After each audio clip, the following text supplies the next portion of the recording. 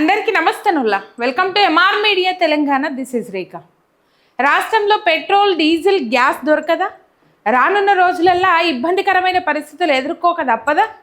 నిజంగానే కొరత ఉన్నదా, లేకపోతే కృత్రిమ కొరత క్రియేట్ చేసి వీటి ధరలు పెంచాలని చూస్తూ ఉన్నారా? ఇరాన్ ఇజ్రాయెల్ యుద్ధం మొదలై నెల రోజులు అవుతుంది. మరి కేంద్ర రాష్ట్ర ప్రభుత్వాలు నిజంగానే ఈ కొరత ఉన్నట్లయితే ఎందుకు అప్రమత్తం కాలేదు? నిజంగానే సరిపడంత గ్యాస్, పెట్రోల్, డీజిల్ ఉంటే ప్రజలకు ఎందుకు ధీమా కల్పించలేకపోయినరు?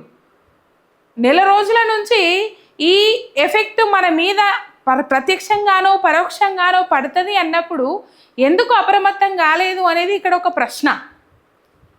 రైట్, ఈ ముచ్చట్లన్నీ నిజంగానే కొడుతున్నదా, దొరకదా, ఇబ్బందికరమైన పరిస్థితులు ఉంటాయా, ఇక ఊళ్ళల్లో కట్టెల పొయ్యిలు తప్పయా, మనం కూడా పట్టణాలలో ఉండేటోళ్ళు కూడా కట్టెల కోసం ఎగవడక తప్పదా? ఇప్పటికే హోటళ్ళు, హాస్టళ్ళు అన్నీ మూసేసుకోవాల్సిన పరిస్థితి ఏర్పడ్డది. హాస్టళ్ళల్లో ఎక్కువగా టైము తీసుకునే వంటకాలన్నీ బంద్ చేసిండ్రు. హోటళ్ళు పొద్దుమాపు నడిపేటి ఓన్లీ పొద్దుగాలనే నడుపుతాండ్రు, పొద్దున్నాముల బంద్ చేసుకుంటాండ్రు. మనకు ప్రత్యక్షంగా కనబడతా ఉన్నాయి. ఇవన్నీ చూస్తూ ఉన్నాం. ఇవన్నీ ముచ్చట్లు ఈ వీడియోలో మాట్లాడుకుందాం. ఒక్క సబ్స్క్రైబ్ చేసుకొని సపోర్ట్ చేయండి. మీ ఒక్క సబ్స్క్రైబ్ నాకు ఎంతో బలాన్ని ఇస్తుంది. రైట్, ముచ్చట్లకు పోతే నిజంగానే కొరత ఉన్నదా రాష్ట్రంలో? మరి కొరత లేకపోతే పెట్రోల్ బంకుల దగ్గర దర్శనం ఇస్తున్న రద్దీ ఏంది?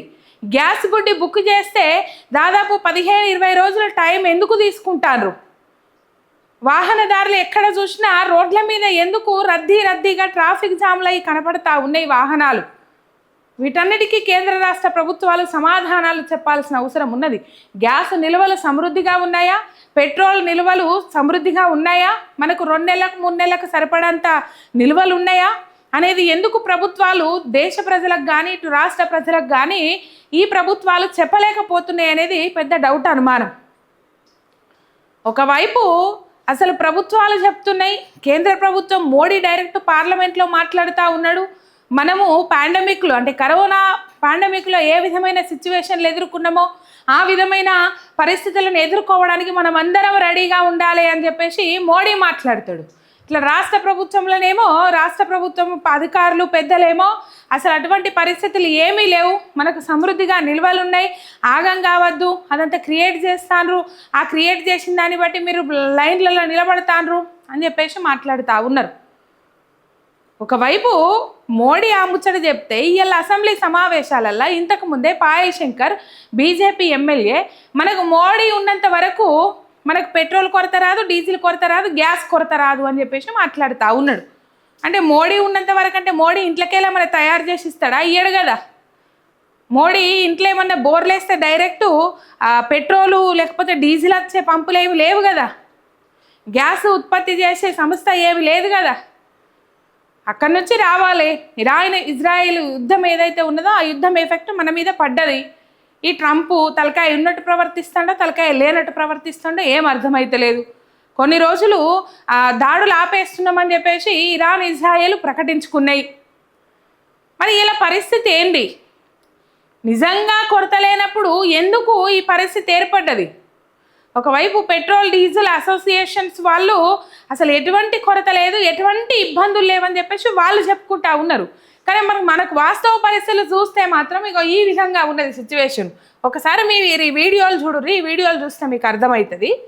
ఇగో పొద్దుగాలనే హైదరాబాద్ మహానగరంలో దర్శనం ఇచ్చిన లైన్లు ఇవి పెట్రోల్ బంకుల.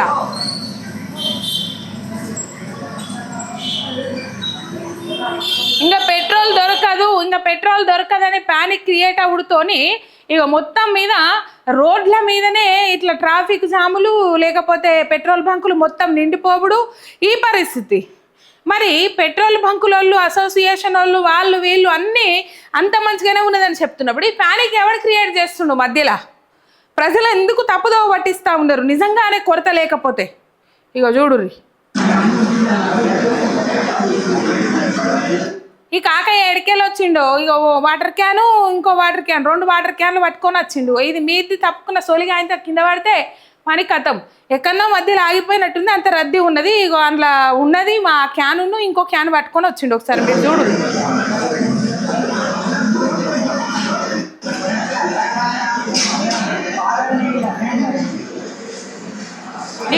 ఎక్కించుకొని పోతారు. ముందట ఒక అమ్మ కూడా పోయింది చూడు రగం, ఇక ఈ అమ్మ కూడా పోతాను.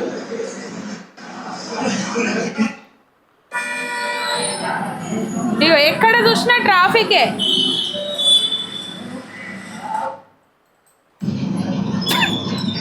హైదరాబాద్ లోయర్ ట్యాంక్ బండ్ దగ్గర ఉన్న బంకు ముంగట వాహనాలు ఇట్లా బారులు తీరినాయి. మొత్తం రోడ్ల మీద ట్రాఫిక్ జామ్ అవుతా ఉన్నది. ఇబ్బందికరమైన పరిస్థితులు ఉన్నాయి. ఇగో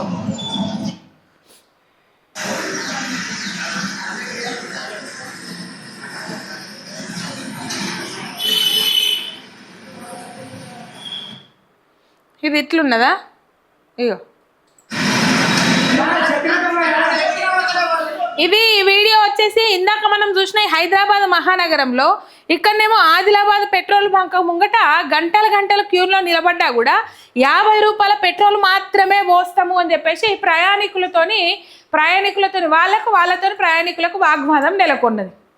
ఇగో ఈ పరిస్థితి ఉన్నది. ఇది ఆదిలాబాద్లో. ఒక ఆదిలాబాద్ అనే కాదు, రాష్ట్ర వ్యాప్తంగా ఉన్న జిల్లాలలో కావచ్చు, మండలాలలో కావచ్చు, పెట్రోల్ బంకుల దగ్గర నో స్టాక్ బోర్డులు పెట్టుకుంటా ఉన్నారు. ఒకవైపు పెట్రోల్ కొరత లేదు, డీజిల్ కొరత లేదు అని చెప్పేసి మాట్లాడుతున్నప్పటికీ కూడా సిఎన్జికి అయితే మస్తు తక్లీఫ్ అవుతా ఉన్నది అని చెప్పేసి ఆటోలు నడుపుకుంటున్న వాళ్ళు చెప్తా ఉన్నారు. ఎలక్ట్రికల్ వాహనాలు ఉన్నోళ్ళు ఇప్పుడు నయం అయిపోయిందని చెప్పేసి చాలా మంది మాట్లాడుకుంటా ఉన్నారు. మరి ఈ పానిక్ ఎక్కడి నుంచి క్రియేట్ అయింది? ఇలా ముఖ్యమంత్రి దీని మీద సమీక్ష సమావేశం ఏర్పాటు చేస్తా అన్నాడు పగటీలు పూట. అయితే ఏమైంది? ఇక్కడ గ్యాస్ కొరత ఉన్న ఇబ్బంది లేదు, ఆయనకు పెట్రోల్ కొరత ఉన్న ఇబ్బంది లేదు, డీజిల్ కొరత ఉన్న ఇబ్బంది లేదు, నాకేం అవసరం లేదనుకొని ప్రత్యేక విమానం కట్టుకొని కేరళ ఎన్నికల కోసం, కేరళ ఎన్నికల ప్రచారంలో పాల్గొనడానికి పోదామని డిసైడ్ అయ్యిండు. అది డిసైడ్ కాగానే ఏమైంది? ముందుగాలనేమో దీని మీద సమీక్ష సమావేశం ఏర్పాటు చేస్తాము, రాష్ట్రంలో ఉన్న గ్యాస్ నిల్వల విషయం కానీ, పెట్రోల్ డీజిల్ నిల్వల విషయం కానీ దీని మీద సమీక్షా సమావేశం ఏర్పాటు చేస్తాము అని చెప్పేసి ముందుగాల నిర్ణయం తీసుకున్నారు. ఇక ముందుగాల ఉన్న ముచ్చట కంటే వెనకొచ్చిన కొమ్ములు మిన్న అన్నట్టు ఆయన కేరళ ఎన్నికలు ఇంపార్టెంట్. మీదికెళ్ళి మన దగ్గర నుంచి ఫండ్స్ పంపే ఆడికి మళ్ళీ అయ్యగారు పోకపోతే బాగుండదు కదా. మొత్తం మీద అక్కడికి పోదామని చెప్పేసి డిసైడ్ అయ్యిండు. వాతావరణం అనుకూలించకపోవడంతో అక్కడికి క్యాన్సిల్ అయింది. అక్కడికి పోదామని డిసైడ్ కాగానే ఇక్కడ పెట్రోల్ డీజిల్ ఏదైతే గ్యాస్ మీద సమీక్ష సమావేశం ఏర్పాటు చేద్దామని అనుకున్నారు, దాన్ని క్యాన్సిల్ చేసిండ్రు. మరి ఇప్పుడు కేరళ టూర్ క్యాన్సిల్ అయింది కదా, మరి దీని మీద సమీక్ష సమావేశం పెట్టచ్చు కదా. అట్లా పెట్టారు. దానికే మళ్ళీ ఏమన్నంటే వారానికి 14 రోజులు పనిచేస్తాడు ముఖ్యమంత్రి, రోజుకు 18 గంటలు పనిచేస్తాడు ముఖ్యమంత్రి, టిఫిన్ కూడా తినకుండా పనిచేస్తాడు అని చెప్పేసి వాళ్ళ మంత్రులు భజన చేస్తారు. ఇట్లా మరి రాష్ట్ర ప్రభుత్వం ఇంత భరోసా కల్పించాలి కదా. నిజంగానే నిల్వలు ఉన్నట్లయితే, నిజంగానే ఇట్లా పాండమిక్ సిచ్యువేషన్ లేదు అని అన్నప్పుడు నిల్వలు ఉన్నాయి అని చెప్పేసి ఇంత భరోసా కల్పించాలి కదా. మీరేమో గాబరా కావద్దు అని చెప్పేసి ఒక స్టేట్మెంట్ వదిలిపెట్టంగానే అయిపోయినా. ఇప్పుడు ఈ లైన్లు చూస్తేనేమో కంపల్సరీ ఉన్నాయి అనిపిస్తుంది, వీళ్ళు స్టేట్మెంట్లు ఇస్తేనేమో లేవు అనిపిస్తుంది. నిల్వలు ఉన్నది వాస్తవమా అవాస్తవమా? లేకపోతే రాష్ట్ర ప్రభుత్వము పెట్రోల్ బంకు ఓనర్లు ఎవరైతే ఉన్నారో వాళ్ళతో సిండికేట్ అయ్యి కృత్రిమ కొరత సృష్టించి క్రియేట్ చేసి వీటి ధరలు పెంచాలని చూస్తూ ఉన్నదా? వీటి ధరలు పెంచి అడ్డగోలుగా దండుకోవాలని చూస్తూ ఉన్నారా? మరి ఏం జరుగుతూ ఉన్నది రాష్ట్రంలో? ఒకవైపు వీళ్ళేమో ఎటువంటి కొరతలు లేవు అని చెప్పేసి వీళ్ళు రాష్ట్రంలో ఇంధన కొరత లేదు అని చెప్పేసి ఇంధన కొరతపై వస్తున్న వార్తలను ఖండిస్తుంది తెలంగాణ పెట్రోలియం అసోసియేషన్. అసలు ఇంధన కొరతనే లేదు అని చెప్పేసి వాళ్ళు ప్రకటిస్తారు. మళ్ళీ తీరా పోతే మనకి ఇట్లా లైన్లు బారులు తీరి కనబడతారు. ఎందుకు లైన్లు పడతారో తెలియదు. ఉన్నాక లైన్లు కట్టాల్సిన అవసరం ఏమున్నది? ఇంకా కొన్ని జాగాలన్నట బండ్లకైతే 200 పెట్రోలు.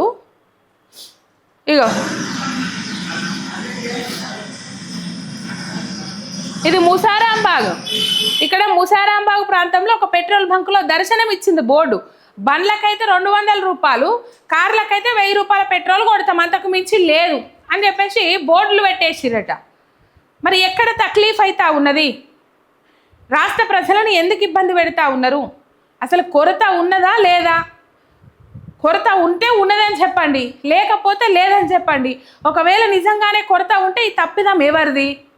నెల రోజుల నుంచి యుద్ధం అవుతా ఉంటే చేతులు కాలినాక ఆకులు పట్టుకుంటారా? పరిస్థితులు దారుణంగా తయారయ్యేదాకా ఎదురు చూస్తారా? ఒకవైపు మోడీ ఏమో ఆ మాట చెప్తే, ఇక బీజేపీ ఎమ్మెల్యే పాయల్ శంకర్ అసెంబ్లీలో ఈ ముచ్చట మాట్లాడతాడు. నరేంద్ర మోడీ గారు ఉన్నంత వరకు పెట్రోల్ డీజిల్ షార్టేజ్ రాదు, దేనికి షార్టేజ్ రాదు, ఏది షార్టేజ్ రాదు. అధ్యక్ష మళ్ళొకసారి నూరి, నరేంద్ర మోడీ ఉన్నంత వరకు పెట్రోల్ షార్టేజ్ రాదు, డీజిల్ షార్టేజ్ రాదు అని చెప్పేసి మాట్లాడుతూ ఉన్నారు. మరి ఈ లైన్లు ఎందుకు కడతా ఉన్నారు? ఈ రోడ్ల మీద ఎందుకు బారులు తిరుగుతూ ఉన్నారు? దీనికి ఒక సమాధానం కావాలి కదా. అసలు రాష్ట్ర ప్రజలను తప్పుదోవ పట్టిస్తున్నది ఎవరు? వీళ్ళు రోడ్ల మీద ఎందుకు ఇట్లా లైన్లలో నిలబడాల్సిన పరిస్థితి ఏర్పడ్డది? ఇబ్బందికరమైన పరిస్థితులు ఎవరు క్రియేట్ చేస్తున్నారు? అసలు పాండమిక్ సిచ్యువేషన్స్ ఉన్నా లేకున్నా వాళ్ళు అది చేస్తారా? ఏం అర్థమైతలేదు. రైట్, ప్రజలు అవస్థలు పడుతూ ఉన్నారు. ప్రభుత్వాలు చమురు సంస్థలు కొరత లేవంటున్నా కూడా ఎందుకు ఈ పరిస్థితి దాపురించింది చెప్పాల్సిన అవసరం ఉన్నది కదా. ఒక్కసారిగా డిమాండ్ ఏదైతే ఉన్నదో 3 ఇంతలు పెంచేసిండ్రు. డిమాండ్ పెరిగితే ఆటోమేటిక్గా అక్కడ షార్టేజ్ అని చూపెడతారు. డిమాండ్ పెరిగినప్పుడు ఆటోమేటిక్గా దాని ధర పెరిగిపోతుంది. ధర పెంచుకుంటారు ఆటోమేటిక్గా. సప్లయర్స్ ఎవరైతే ఉంటారో వాళ్ళు ధర పెంచుకుంటారు. ఇక తప్పేదేం లేక తప్పనిసరి పరిస్థితులలో కొనాల్సిన పరిస్థితి. రైట్, ఎక్కడ చూసినా రాష్ట్ర వ్యాప్తంగా, ఆదిలాబాద్ అనే కాదు రాష్ట్ర వ్యాప్తంగా ఎక్కడ చూసినా నో స్టాక్ బోర్డులు దర్శనం ఇస్తూ ఉన్నాయి. ఎందుకు దర్శనం ఇస్తూ ఉన్నాయి?